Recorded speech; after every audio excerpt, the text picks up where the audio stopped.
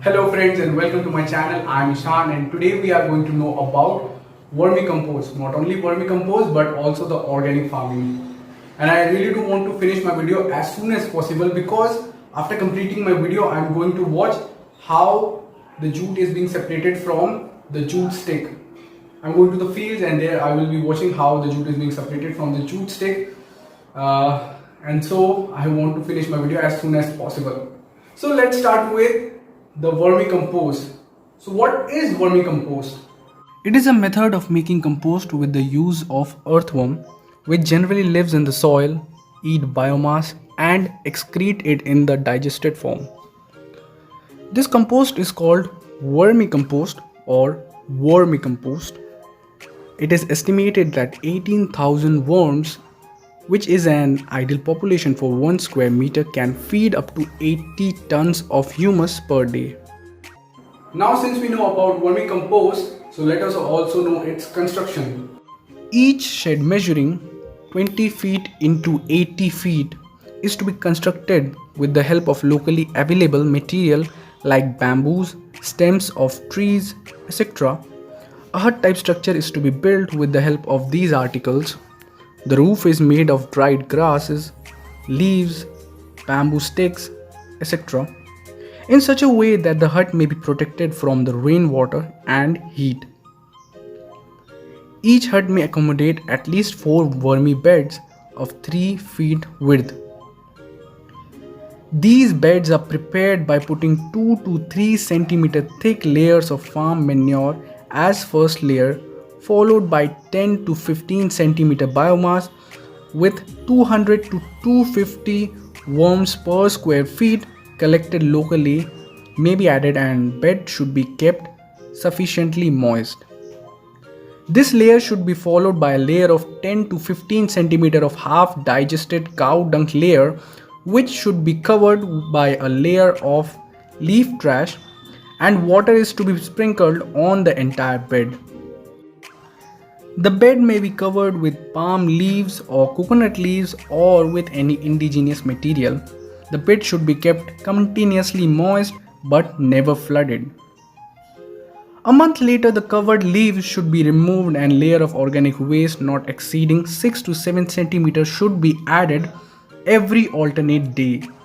Watering should continue with every filling. When the pit is nearly full to a height of 1 meter, the material should be turned to provide aeration.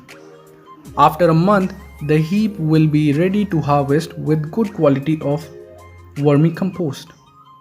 The dugout vermicompost should be heaped in an open place. The worms will find way to bottom of the heap.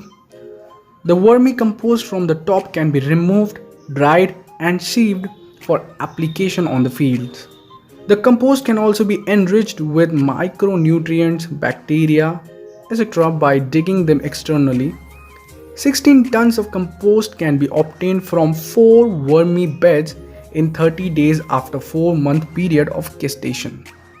By the way, if you wish to know about the classification of organic manure and fertilizer, then please go to my description box, click on the link given in the description box and watch the video.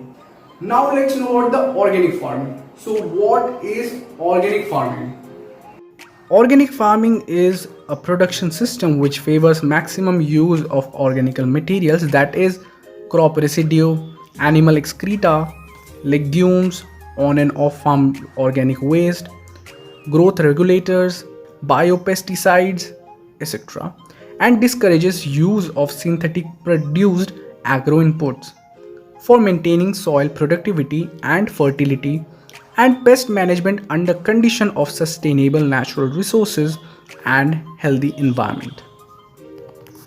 The most widely used term organic farming describes two major aspects of alternate agriculture, that is the substitution of manure and other organic material for inorganic fertilizers, and the second is the use of biological pest control instead of chemical pest control. Along with this, let us also know about its principle and merits. Now the principles of organic farming are: organize the production of crops and livestock and the management of farm resources so that they harmonize rather than conflict with natural resources. Use and development of appropriate technologies based upon an understanding of biological system. Achieve and maintain soil fertility for optimum production. Use diversification and pursue optimum production.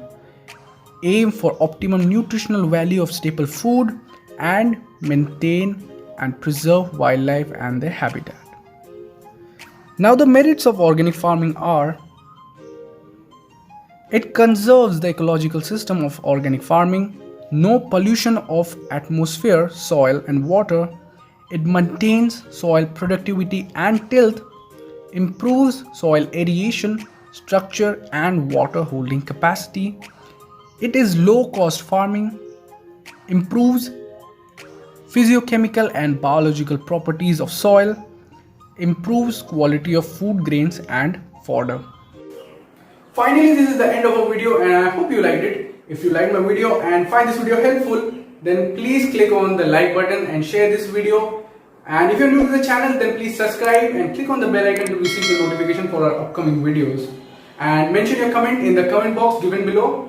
For the next video, it is going to be a new topic, and that is the different types of crop. So till the next time we meet, bye bye and have a nice day. And my next, or in one of my upcoming video, I'm going to show you how jute is being, just a clip of how jute is being separated from the jute stick.